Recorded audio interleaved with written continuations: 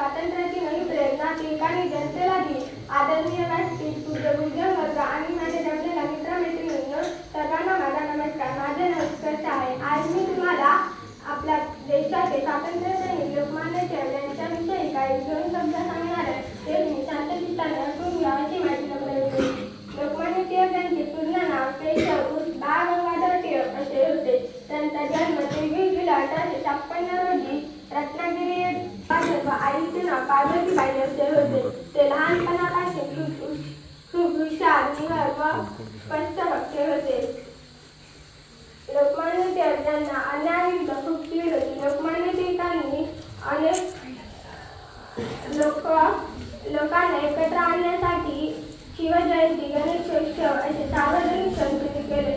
तसेच स्वराज्य आम्हाला जन्मसिद्ध हक्क आहे अशी सिंहगर्जना केली. केसरी व मराठा ही वृत्तपत्रे सुरू करून राष्ट्रभक्ती राबवली. त्यांनी ब्रिटिश सत्तेविरुद्ध कठोर लढा दिला आणि अनेकदा तुरुंगवास भोगला. अशा महान नेत्याने 1 ऑगस्ट 1920 रोजी अखेरचा श्वास घेतला.